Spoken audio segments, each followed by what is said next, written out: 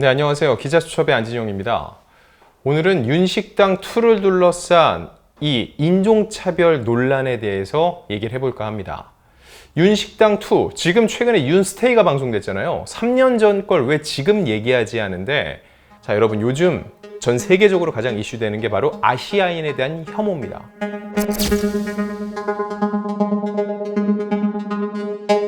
실제로 폭행과 방화, 엄청나게 위험한 일들이 벌어지고 있는데, 이런 와중에 알고 보니까 이 유명 예능 안에도 인종차별적 내용이 있었다는 거죠.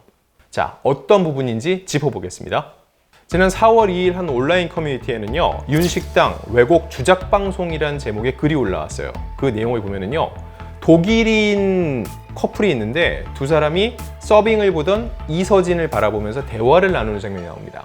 물론 저는 독일어를 모르기 때문에 자막을 통해 볼 수밖에 없었는데, 그 자막 내용은 이거였어요. 여기 잘생긴 한국 남자가 있네 라고. 누가 봐도 이서진이 잘생겼으니까는 외국인의 시선으로 봐도 잘생겼구나 싶은데, 글을 올린 사람들은 독일어를 잘 하시는 분인 것 같아요.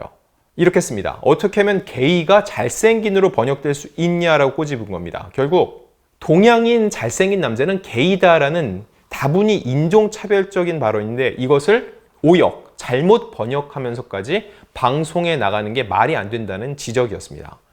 또 다른 장면도 있어요. 이 식사를 주문한 또 다른 외국인 커플인데 이서진을 향해서 혼혈일 것 같다고 말을 합니다. 물론 우리가 볼 때 아메리카 사람들, 유럽 사람들 잘 구분이 쉽지 않은 것처럼 외국인들이 볼 때 한국인, 중국인, 일본인 구분이 힘들다고 해요. 근데 우리는 딱 보면 알잖아요. 어느 나라 쪽 사람이겠다 느낌이 있는데, 서양인들의 눈엔 대동소이해 보인다는 거죠. 그런데 이런 말 끝에 혼혈인 것 같다, 이건 무슨 의미일까? 방송에서 정확히 설명하지 않았는데요.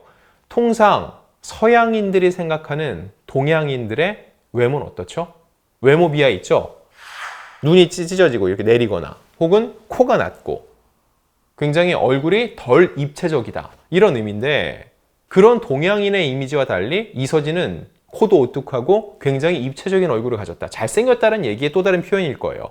그런데 동양인이 그렇게 생기려면 순수한 동양인의 피가 아니라 혼혈일 거야 라는 이 넘겨짚음 자체가 굉장히 인종차별적인 요소로 해석될 수 있다는 겁니다.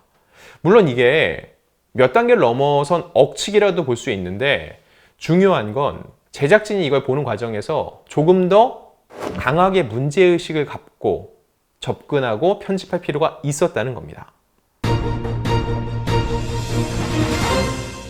결국 이 오역 의혹을 받은 영상은 삭제가 됐어요. 이게 무슨 의미죠? 제작진이 이 지적을 받아들이고 본인들의 실수를 인정한 셈입니다.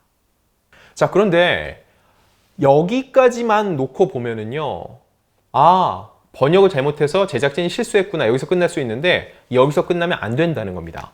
자, 여기까지만 놓고 보면 인종차별이 핵심이거든요. 이 서양인 머릿속에 뿌리 깊이 박혀있는 동양인들에 대한 차별적 생각. 물론 이걸 하루아침에 바꿀 수는 없어요. 아마 이 영상 속에 등장하는 사람들은요, 자신들의 발언을 두고 한국에서 이렇게 기사가 나고 설왕설래가 이어지고 있다는 걸 아예 관심조차 없을 겁니다. 알아도 그게 뭐 문제인가 하고 넘길 수 있어요. 진짜 문제는요, 이런 영상을 대하는 우리의 자세입니다. 일단 제작진은 여과 없이 이 내용을 그대로 내보냈어요. 결국 현장에서 그들의 대화를 듣고 또 편집에서 자막을 붙이는 과정을 거치면서도 별다른 문제의식을 느끼지 못했다는 거죠.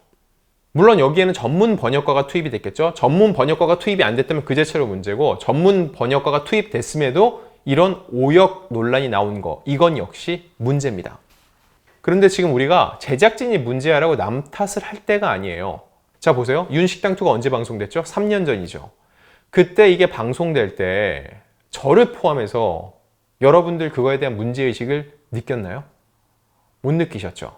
지금 와서 아시아인을 향한 혐오 범죄가 극성을 부를 때 이걸 딱 놓고 보니까 그럴 수도 있겠다라는 생각이 드는 거잖아요. 결국 우리 스스로 우리를 향한 편견에 대해서 인식을 못하고 충분히 저항을 하고 바로잡으려는 노력을 못 해왔다는 겁니다. 근데 여기서 한 발 더 나가야 됩니다. 또 다른 문제가 있어요. 첫 번째, 서양인이 동양인을 바라보는 인종차별적 시각. 두 번째, 이런 시각을 문제의식 없이 받아들인 우리의 시각. 그리고 세 번째는 뭘까요? 세 번째는요. 보세요. 윤식당 말고도 국경 없는 포차처럼 우리가 외국을 가서 그들의 시선으로 한국의 음식이나 문화를 보여주는 경우가 많이 있죠. 반대로 어서와 한국은 처음이지처럼 외국인이 와서 한국의 문화를 경험하는 것을 보여주기도 해요. 우리가 평소에 보던, 먹던 음식이고 문화인데 외국인들이 와서 야, 외국에는 이런 거 없어. 한국 정말 대단해라고 하면은 막 가슴이 뿌듯해지잖아요. 뭐 이걸 놓고 국뽕 예능이라는 표현을 쓰기도 해요. 아, 우리 문화가 저렇게 소중한 것이었구나. 대단한 것이었구나. 뒤늦게 깨닫게 되는 건데 물론 뒤늦게라도 그걸 알게 되고 우리가 더 소중하게 여긴다면 그 자체로 의미가 있겠죠. 그런데 제가 문제를 말씀드리고 싶은 부분은 뭐냐면요. 왜 서양인의 눈으로 그 가치를 평가받았을 때 우리가 더 뿌듯함을 느껴야 되는 거죠? 물론 공기처럼 항상 주변에 있으니까 소중함을 느끼지 못하는 걸 수도 있는데 유독 외국인들의 시선으로 볼 때 그들이 괜찮다고 하면 우리가 더 괜찮다고 느끼는 경향이 있다는 겁니다. 여기서 끝이 아니에요. 더 나아가서 그 외국인들이 주로 서양인들이라는 거예요. 방송을 보세요. 그렇게 한국 문화를 경험하고 무언가 의미 있는 멘트를 해주는 외국인 중에서 동남아시아 분들을 많이 보신 적이 있으신가요? 상대적으로 저는 많이 못 본 것 같아요. 결국은 파란 눈의 서양인, 금발의 서양인들이 인정을 해줬을 때 우리가 더 뿌듯함을 느끼는 건 아닌지 생각해 볼 필요가 있어요. K-팝을 비롯한 한류도 그렇죠. 아시아에서 먼저 인기가 있었어요. 아시아 시장에서 벌써 1등이었어요. 그런데 그보다는 유럽에 진출하고 미주에 진출해서 1등을 했을 때 우리가 더 큰 박수를 보낸 그러진 않았나요? 저는 기사 쓰면서 좀 그랬던 것 같아요. 동남아의 특정 몇 개국에서 1위를 했다는 것보다 미국이라든지 유럽의 어떤 나라에서 1위를 하고 인기가 많았다고 했을 때 더 비중 있게 보도를 했던 제 스스로를 반성을 해보는 시점이기도 했어요. 인종차별적 시각이라는 것이 정말 무서운 게 우리도 모르는 사이에 우리가 그거를 받아들이고 그게 인종차별적 시각이라는 것도 인식하지 못한다는 겁니다. 이번 윤식당 2를 둘러싼 논란은요, 윤식당 2의 문제가 아니라 향후 이 인종 그리고 우리 문화 이걸 포괄적으로 다시 한번 돌아보고 우리 역시 비뚤어진 생각을 갖고 있는 건 아닌지 반성하는 계기가 됐으면 좋겠습니다.